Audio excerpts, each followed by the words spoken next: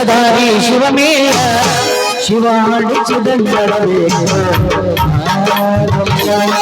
ಶಿವಾಡಿಸಿದಂಗಡಬೇಕು ನಾವೆಲ್ಲ ಪಾತ್ರಧಾರಿ ನಾವೆಲ್ಲ ಸೂತ್ರಧಾರಿ ಶಿವಮೇಳ ಪಾತ್ರಧಾರಿ ನಾವೆಲ್ಲ ಸೂತ್ರಧಾರಿ ಶಿವಮೇಳ ಶಿವಾಡಿಸಿದಂಗಡಬೇಕು ಶಿವಾಡಿಸಿದಂಗಡಬೇಕು ನಾವೆಲ್ಲ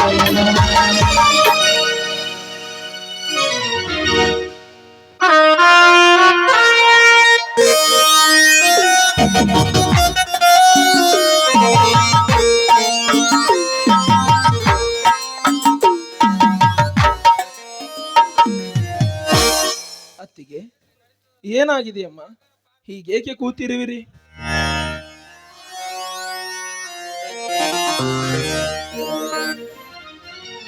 ಬಾರಪ್ಪ, ಈಗ ಬಂದಿಯ ನೋಡು, ಕುಡಿಯೋದಕ್ಕೆ ಸ್ವಲ್ಪ ನೀರನ್ನು ತೆಗೆದುಕೊಂಡು ಬಾ.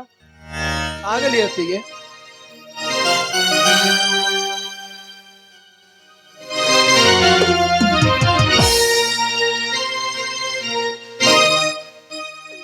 ನೀರು ಕುಡಿಯಿರಿ ಅತ್ತಿಗೆ.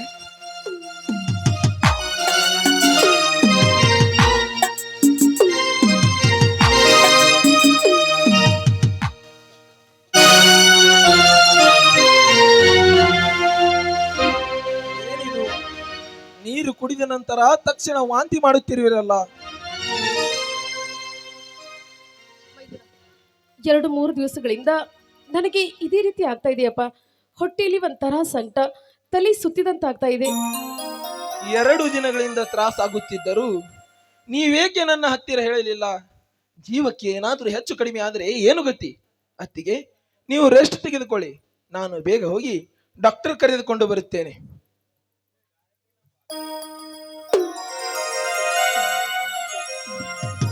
ಲಕ್ಷ್ಮಣ, ಏನಾಗಿದೆಯೋ? ಇಷ್ಟೊಂದು ಗಾಬರಿಯಿಂದ ಎಲ್ಲಿಗೆ ಹೊರಟಿರುವೆ?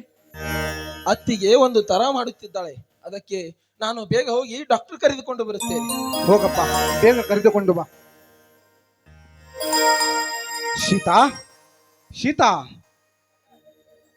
ನಿನ್ನ ಗಂಡ ರಾಮ ಬಂದಿದ್ದೇನೆ. ಸೀತಾ, ಎದ್ದೇಳೆ, ಎದ್ದು ನನ್ನೊಂದಿಗೆ ಮಾತನಾಡೆ.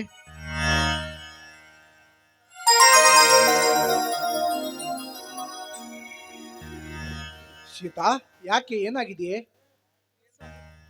ನೀವು ಈಗ ಬಂದ್ರಾ? ಸೀತಾ, ದಿನಾಲು ನಗು ನಗುತ್ತಾ ಇರುವಳು, ಇವತ್ತು ಹೀಗೆ ಹುಚ್ಚರಂತೆ ಮಾಡುತ್ತಿರುವೆ? ಸೀತಾ, ಹೀಗೆ ನಿನ್ನ ಹುಚ್ಚರಾಗೆ ಮಾಡುವುದರಿಂದ ನನಗೆ ಹುಚ್ಚು ಹಿಡಿದಂತಾಗುತ್ತಿದೆ. ಸೀತಾ, ಹುಚ್ಚು ಹಿಡಿದಂತಾಗುತ್ತಿದೆ. ಸೀತಾ, ನನ್ನೊಂದಿಗೆ ನಗು ನಗುತ್ತಾ ಮಾತನಾಡೆ. 2 ದಿವಸದಿಂದ ನನಗೆ ಒಂದೇ ಸಮನೆ ವಾಂತಿ ಆಗ್ತಾ ಇದೆ ರೀ, ತಲೆ ಸುತ್ತಾ ಇದೆ. ಮತ್ತೆ ಈ ವಿಷಯ ನನಗೇಕೆ ಹೇಳಲಿಲ್ಲ? ಹೇಳ್ಬೇಕು ಅನ್ಕೊಂಡೆ, ಆದ್ರೆ ನಿಮಗೆ ನಿಮ್ಮದೇ ಕಷ್ಟ ಸಾಕಷ್ಟು ಇರ್ಬೇಕಾದ್ರೆ ಇದನ್ನ ಹೇಳಿ ತೊಂದರೆ ಕೊಡಬಾರ್ದು ಅಂತ ಸುಮ್ಮನೆ ಇದ್ದೀರಿ. ತೊಂದರೆ ತೆಗೆದುಕೊಳ್ಳಾರದೆ ನಗಬೇಕೇನೆ ಹುಚ್ಚಿ?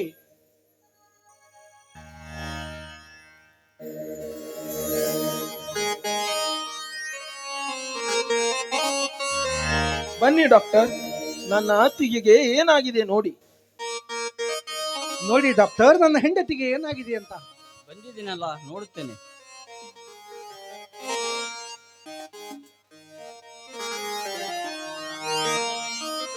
ನನ್ನ ಹೆಂಡತಿ ಹೆಸರು ಸೀತಾ ಅಂತ. ನೋಡು ಲಕ್ಷ್ಮಣ, ನೀವೇನು ಹೆದರುವ ಅವಶ್ಯಕತೆ ಇಲ್ಲ. ನಾನು ಔಷಧ ಬರೆದು ಕೊಡುತ್ತೇನೆ, ಸರಿಯಾದ ಸಮಯಕ್ಕೆ ಔಷಧ ಕೊಡ್ರಿ. ಡಾಕ್ಟರ್, ಏನಾಗಿದೆ ನನ್ನ ಅತ್ತಿಗೆಗೆ? ಗಾಬರಿ ಪಡುವ ಏನು ವಿಷಯ ಇಲ್ಲ, ಸಂತೋಷದ ವಿಷಯ. ಸಂತೋಷದ ವಿಷಯವೇ? ಏನದು? ನೋಡು ಲಕ್ಷ್ಮಣ, ಇನ್ನು ಕೆಲವೇ ದಿನಗಳಲ್ಲಿ ನೀನು ಕಾಕ ಆಗ್ತೀಯ. ಅಂದರೆ ನನ್ನ ಅತ್ತಿಗೆ ತಾಯಿ ಆಗುತ್ತಾಳೆ? ಯಾಹೂ! ಡಾಕ್ಟರ್, ಮೇಲಿಂದ ಮೇಲೆ ತಾವೇ ನಮ್ಮ ಮನೆಗೆ ಬಂದು ನನ್ನ ಅತ್ತಿಗೆ ಆರೋಗ್ಯವನ್ನು ವಿಚಾರಿಸಿಕೊಂಡು ಹೋಗಬೇಕು. ಆಯ್ತು ಲಕ್ಷ್ಮಣ, ನೀನೇನು ಚಿಂತೆ ಮಾಡಬೇಡ. ನಿನ್ನ ಅತ್ತಿಗೆಯನ್ನು ಬೇರೆ ಅಲ್ಲ, ನನ್ನ ಅತ್ತಿಗೆ ಸಮಾನ. ನಾನು ಆರಾಗ ಬಂದು ನಿನ್ನ ಅತ್ತಿಗೆ ಆರೋಗ್ಯದ ಬಗ್ಗೆ ಚಿಕಿತ್ಸೆ ಮಾಡಿ ಬರುತ್ತೇನೆ. ಆಯ್ತೆ? ನಾನಿನ್ನು ಬರುತ್ತೇನೆ. ಅಣ್ಣ, ನೀನು ಅಪ್ಪ ಆಗ್ತೀಯ, ನಾನು ಚಿಕ್ಕಪ್ಪನಾಗುತ್ತೇನೆ. ತುಂಬಾ ಸಂತೋಷದ ವಿಷಯ ಅಣ್ಣ. ನಾನು ನಾನು ಬೇಗ ಹೋಗಿ ಶ್ರೀ ಮಲ್ಲಿಕಾರ್ಜುನ ದೇವಸ್ಥಾನಕ್ಕೆ ಕಾಯಿ ಒಡೆಸಿಕೊಂಡು ಬರುತ್ತೇನೆ. ಆಯ್ತಪ್ಪ, ಬೇಗ ಬಂದ್ಬಿಡು. ಸೀತಾ, ಇಷ್ಟು ದಿವಸ ಕಷ್ಟದಲ್ಲಿರುವ ನಮ್ಮ ಮನೆಯಲ್ಲಿ ಆನಂದದಿಂದ ನಕ್ಕು ನಲಿಸಲು ದೇವರು ನಮ್ಮ ಮೇಲೆ ಕರುಣೆ ತೋರಿಬಿಟ್ಟ. ಸೀತಾ, ಇಷ್ಟು ದಿವಸ ಮಕ್ಕಳಿಲ್ಲೆಂಬ ಕೊರಗು ನಿನ್ನನ್ನು ಸದಾ ಕಾಡುತ್ತಿದೆ. ಆ ಮಲ್ಲಿಕಾರ್ಜುನ ನಮ್ಮ ಮೇಲೆ ಇವತ್ತು ದಯ ತೋರಿಬಿಟ್ಟ ನೋಡೆ. ಹೌದ್ರಿ, ಇಲ್ಲಿವರೆಗೂ ಆ ದೇವರು ನನಗೆ ಮಕ್ಕಳ ಭಾಗ್ಯ ಇಲ್ಲ ಅಂತ ನಾನು ಕೊರಗ್ತಾ ಇದ್ದೆ. ಆ ಭಾಗ್ಯವನ್ನ ಕೊಟ್ಟಿದ್ದಾನೆ ಆ ದೇವರು. ನನಗೆ ತುಂಬಾನೇ ಸಂತೋಷವಾಗ್ತಾ ಇದೆ. ಇದಕ್ಕಿಂತ ಸಂತೋಷ ಮತ್ತಿನ್ನೇನು ಬೇಕೆ? ಈ ಸಂತೋಷದಲ್ಲಿ ಮೂಡಿ ಬರಲಿ ಒಂದು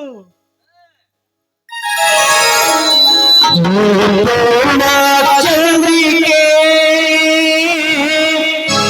ಬಾನನ್ನ ಸನಿಹಕ್ಕೆ ಶ್ರೀರಾಮನ ಧ್ಯಾನಕ್ಕೆ ನಾ ಕೊಡುವೆ ಸುಹಿತಕ್ಕೆ.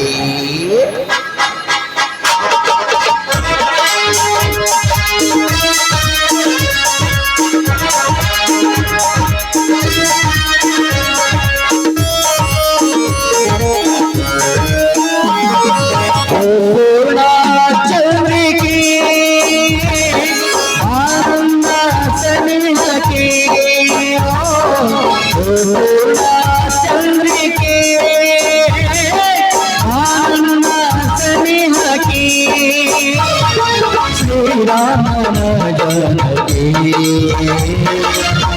ಕೊಡುವೆ ಸುಹಿತಕ್ಕೆ. ಶ್ರೀರಾಮನ ಜನಕ್ಕೆ ಕೊಡುವೆ ಸುಹಿತಕ್ಕೆ.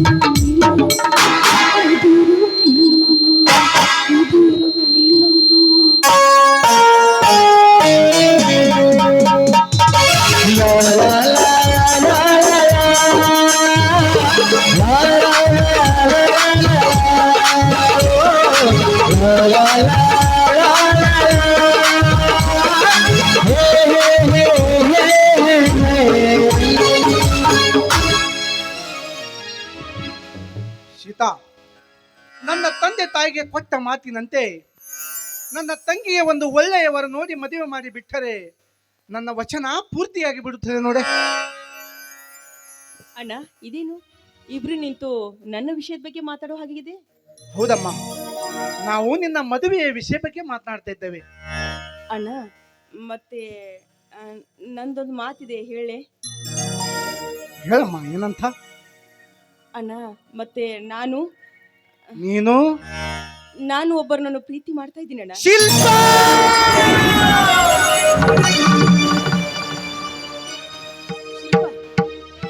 ಶಿಲ್ಪ ಶಿಲ್ಪ ಶಿಲ್ಪ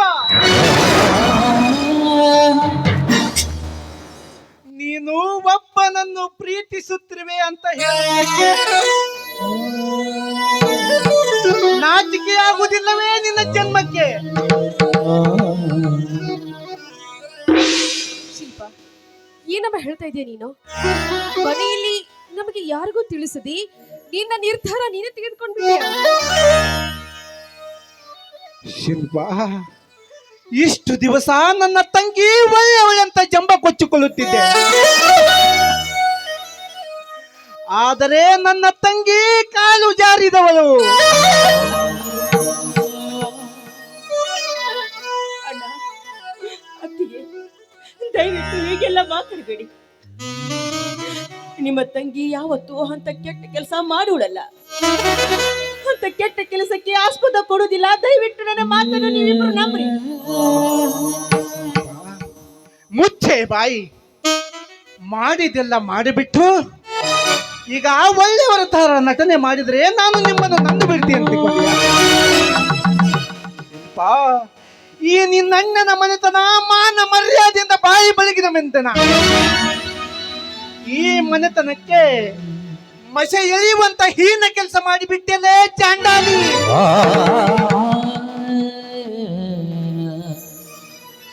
ಶಿಲ್ಪ, ಎಂಥ ತಪ್ಪು ಕೆಲಸ ಮಾಡ್ಬಿಟ್ಟೆ. ನಾನಿನ್ನ ಮುದ್ದಾಗಿ ಬೆಳೆಸಿದ್ದಕ್ಕೆ ಈ ರೀತಿ ನಿರ್ಧಾರ ತೆಗೆದುಕೊಂಡ್ಬಿಟ್ಟಿಯಲ್ಲ. ಅದೇ ನಿನ್ನ ಪ್ರೀತಿಯಿಂದ ಸಾಕಿದ್ದು ನಮ್ಮದೇ ತಪ್ಪು. ಅಯ್ಯೋ, ಇದನ್ನೆಲ್ಲ ನೋಡುವುದಕ್ಕಿಂತ ಸಾಯುವುದೇ ಮೇಲು.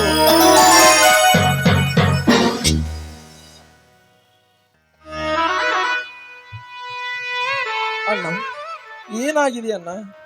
ಹೀಗೆ ಕೇಳುತ್ತಿರುವೆ? ಬಾರಪ್ಪ, ಮೊದಲೇ ನಮ್ಮ ಸಂಸಾರ ಸಂಕಷ್ಟದಲ್ಲಿರುವಾಗ ಈ ನನ್ನ ತಂಗಿ ಯಾವನೋ ಒಬ್ಬನನ್ನು ಪ್ರೀತಿಸಿ ಮದುವೆಯಾಗಲು ಹೊಂಟಿದ್ದಾಳೆಯೋ. ಹೌದೇನಮ್ಮ? ಅಣ್ಣ ನುಡಿಯುತ್ತಿರುವ ಮಾತು ಸತ್ಯವೇನಮ್ಮ? ಹೌದಣ್ಣ, ಅಣ್ಣ ಹೇಳುವ ಮಾತು ಸತ್ಯವಿದೆ. ಥು, ರಾಕ್ಷಸಿ! ನಮ್ಮ ಮನೆತನದ ಮರ್ಯಾದೆ ತೆಗೆದ ಕಲಂಕಿಣಿ! ವಯಸ್ಸಿಗೆ ಬಂದ ತಂಗಿಯನ್ನು ಮದುವೆ ಮಾಡದ ಇವರೆಂತ ಅಣ್ಣಂದಿರು ಅಂತ ಈ ಕೆಲಸ ನೀನೇ ನೋಡಿಕೊಂಡೇನಮ್ಮ. ಮರ್ಯಾದೆಯಿಂದ ಬಾಳಿದ ಮನೆಯಲ್ಲಿ ನೀನು ಹುಟ್ಟಿ ಕಲಂಕಿಣಿಯ ಕುಲಕ್ಕೆ ಹುಟ್ಟಿದ ಮನೆ ಎಂದು ಜನರು ಕೈ ಮಾಡಿ ತೋರಿಸುವಂತೆ ಮಾಡಿದೆಯಾ ತಾಯಿ?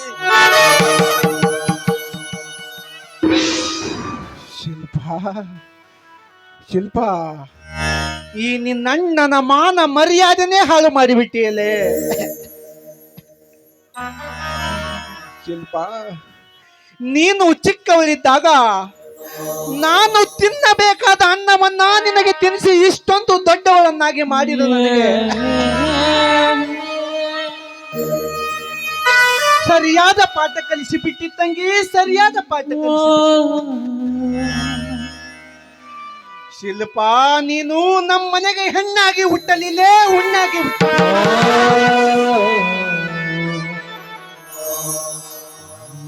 ಅಣ್ಣ, ಅತ್ತಿಗೆ, ಮತ್ತೊಮ್ಮೆ ನುಡಿಯುವುದು ಅಣ್ಣ ಎಂದು ಈ ನಿನ್ನ ಹೊಲಸ್ಸು ನಾಲಿಗೆಯಿಂದ ತಂದೆ ತಾಯಿಯನ್ನು ಕಳೆದುಕೊಂಡ ನಮ್ಮಿಬ್ಬರನ್ನು ಸಾಕಿದ ದೇವರಂತಾಯಿ ಅಣ್ಣನ ಮುಖಕ್ಕೆ ಮಸಿ ಬಳೆಯುವ ಕೆಲಸ ಮಾಡಿದೆಯಲ್ಲ. ಇದೆಲ್ಲ ಮಾಡುವುದಕ್ಕಿಂತ ನಿನ್ನ ಕೈಯಾರೇ ಸ್ವಲ್ಪ ವಿಷ ಕೊಟ್ಟು ಬಿಡಮ್ಮ. ಅದನ್ನು ಕುಡಿದು ಸಂತೋಷದಿಂದ ನಿನ್ನ ಮುಂದೆ ಸತ್ತು ಹೋಗ್ತೀವಿ. ಆಮೇಲೆ ನಿನಗೆ ತಿಳಿದ ಹಾಗೆ ಮಾಡು. ಶಿಲ್ಪ, ನನ್ನ ತಂಗಿಯನ್ನು ಒಳ್ಳೆಯವರನ್ನ ಕೈ ಹಿಡಿಸಿ ನನ್ನ ತಂಗಿಯ ಬಾಳು ಬಂಗಾರವಾಗಿಸಬೇಕೆಂಬ ಈ ಅಣ್ಣಂದಿರಿಗೆ ತಕ್ಕ ಪಾಠ ಕಲಿಸಿದೀಯಮ್ಮ, ತಕ್ಕ ಪಾಠ ಕಲಿಸಿ.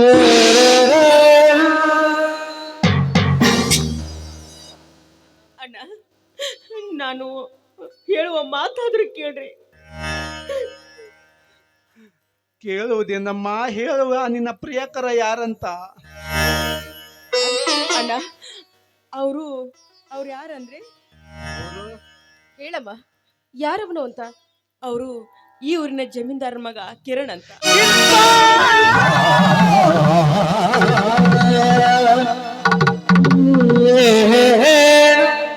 ನಮ್ಮ ವೈರಿಯ ಮಗ ಕಿರಣನೇ. ಹೋಗಿ ಹೋಗಿ ಅಂತವು ನನ್ನ ಮದುವೆ ಆಗಲು ನಿರ್ಧರಿಸಿದೆಯಲ್ಲ. ಈ ವಿಷಯ ನಮ್ಮ ಮುಂದೆ ಹೇಳಲು ನಿನಗೆ ಸ್ವಲ್ಪನಾದ್ರೂ ನಾಚಿಕೆ ಬೇಡವೇ? ಅಣ್ಣ, ಏ ಅಣ್ಣ, ಇವಳು ನಮ್ಮ ಮರ್ಯಾದೆಗೆ ಕಳಂಕ ತಂದಳಣ್ಣ, ಕಳಂಕ ತಂದಳು.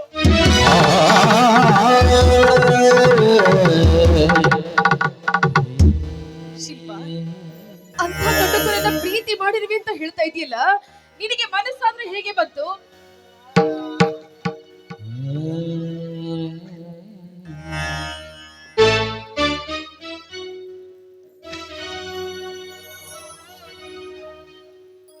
ಸೀತಾ, ಅವಳನ್ನು ಕೇಳ್ತೀಯೇ? ಇವಳು ನನ್ನ ಮನೆಯ ಮಾನ ಮರ್ಯಾದೆ ಹಾಳು ಮಾಡಿದವಳು. ಸೀತಾ, ಇವಳು ಒಂದು ಕ್ಷಣ ಕೂಡ ನನ್ನ ಮನೆಯಲ್ಲಿರಬಾರ್ದು. ಮೊದಲು ಹೊರಗೆ ಹಾಕು ಇವಳನ್ನ. ನಮ್ಮ ಬೆನ್ನ ಹಿಂದೆ ಹುಟ್ಟಿ ಬಂದಿದ್ದಕ್ಕೆ ಸಾರ್ಥಕವಾಯಿತು. ಇಂದಿನಿಂದ ನೀನು ನನ್ನ ತಂಗಿ ಅಲ್ಲ, ಹೊರಟು ಹೋಗು ಇಲ್ಲಿಂದ.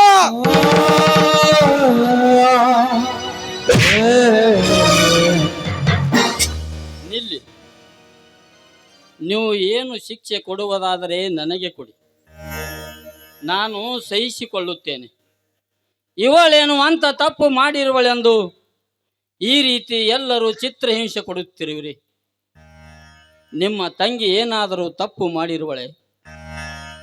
ನಿಮಗೆ ಹೇಳದೆ ಕೇಳದೆ ಯಾರ ಬೆನ್ನ ಹಿಂದೆ ಓಡಿ ಹೋಗಿ ನಿಮ್ಮ ಮನೆಯ ಮರ್ಯಾದೆ ಕಳೆದಿರುವಳೆ? ಅಥವಾ ಮತ್ತೊಂದು ಮನೆ ಹೆಣ್ಣುಗಳ ಹಾಗೆ ಕದ್ದು ಕಾಮದಾಟವಾಡಿ ಬಸುರಿಯಾಗಿರುವಳೆ? ಏನು ಅರಿಯದ ಹೆಣ್ಣಿಗೆ ಈ ರೀತಿ ಎಲ್ಲರೂ ಕೂಡಿ ಹುಚ್ಚರ ಹಾಗೆ ಮಾತನಾಡುತ್ತಿರುವಿರಲ್ಲ. ಮಿಸ್ಟರ್ ರಾಮ್ ಮತ್ತು ಲಕ್ಷ್ಮಣ, ನಾನು ಈ ಹೊತ್ತಿನವರೆಗೆ ನಿಮಗೆ ಕೇಳ್ತಾ ಇದ್ದೇನೆ. ನೀವು ಯಾರು ನನ್ನ ಮಾತಿಗೆ ಉತ್ತರ ಕೊಡಲು ಮುಂದೆ ಬರುತ್ತಿಲ್ಲ.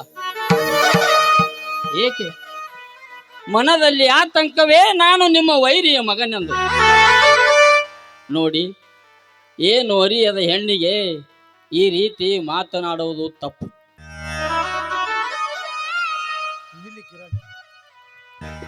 ನಿಲ್ಲಿ ಕಿರಣ್, ಎಲ್ಲಿ ನನ್ನ ತಂಗಿ ಕಾಲು ಜಾರುದಳೆಂದು ಅನುಮಾನ ಪಟ್ಟು ಈ ರೀತಿಯಾಗಿ ಮಾತನಾಡಿಬಿಟ್ಟೆ. ನನ್ನನ್ನು ಕ್ಷಮಿಸಿಬಿಡಿ ಕಿರಣ್.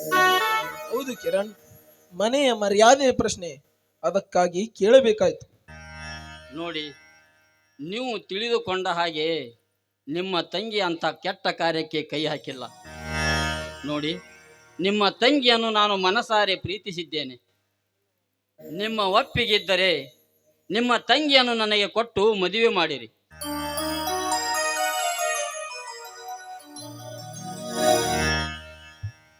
ಶಿಲ್ಪ, ಇದಕ್ಕೆ ನಿನ್ನ ಒಪ್ಪಿಗೆ ಇದೆಯೇ? ಅತ್ತಿಗೆ, ಅಣ್ಣ, ನಿಮಗೆ ಒಪ್ಪಿಗೆ ಆದ್ರೆ ನನಗೂ ಒಪ್ಪಿಗೆನಿ. ಹಾ ಕಿರಣ್, ನಿಮಗೆ ಕೊಡಬೇಕಾದ ವರದಕ್ಷಿಣೆ ವರೋಪಚಾರ ನೋಡಿ, ನೀವು ನನಗೆ ಏನು ಹೆಚ್ಚಿಗೆ ಕೊಡಬೇಕಾಗಿಲ್ಲ. ಹೆಚ್ಚಿನ ಆಡಂಬರವಿಲ್ಲದೆ ತಾವು ಮುಂದೆ ನಿಂತು ಮದುವೆ ಮಾಡಿ ಕೊಟ್ಟರೆ ಸಾಕು. ನಿಮ್ಮ ತಂಗಿಯನ್ನು ನಾನು ಸಂತೋಷದಿಂದ ಮನೆ ತುಂಬಿಕೊಳ್ಳುತ್ತೇನೆ. ನೋಡಿ, ನನಗೆ ಅರ್ಜೆಂಟ್ ಕೆಲಸವಿದೆ. ಆದಷ್ಟು ಬೇಗ ಮದುವೆ ಏರ್ಪಾಡು ಮಾಡಿ ನಾನಿನ್ನು ಬರುತ್ತೇನೆ. ಆಯ್ತು ಕಿರಣ್.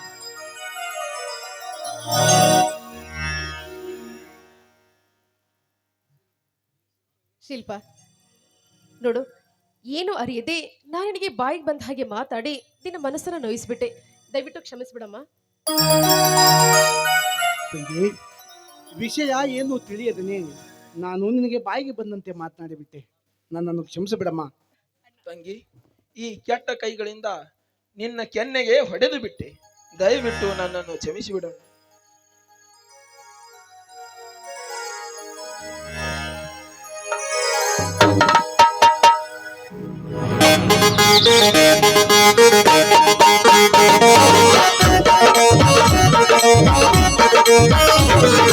ತಿಂಗಳ ಬೆಳಕಿನ ಅಂಗಳದಲ್ಲಿ ಹರಡಿದ ಪ್ರೀತಿಯ ಸಂಚಾರ, ದೇವರ ಬಂದರು ಆತನ ಬೇಕು ಸ್ವರ್ಗವೇ ನಮ್ಮಿ ಸಂಚಾರ.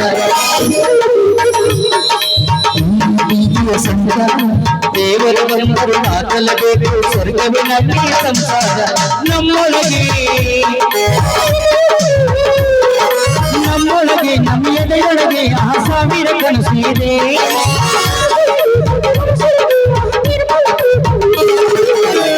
ನನ್ನ ಮಣ್ಣಾಗಿ ಒಂದು ನಮ್ಮ ದೇವನು, ಕೋಟಿ ಜನ ಬಂದರು ಕೋಟಿ ಗೊಬ್ಬನು. ತಿಂಗಳ ಬೆಳಕಿನ ಅಂಗಳದಲ್ಲಿ ಹರಡಿದ ಪ್ರೀತಿಯ ಸಂಚಾರ, ದೇವರು ಬಂದರು ಆತನಿಗೆ ಸ್ವರ್ಗವೇ ನಮ್ಮಿ ಸಂಸಾರ.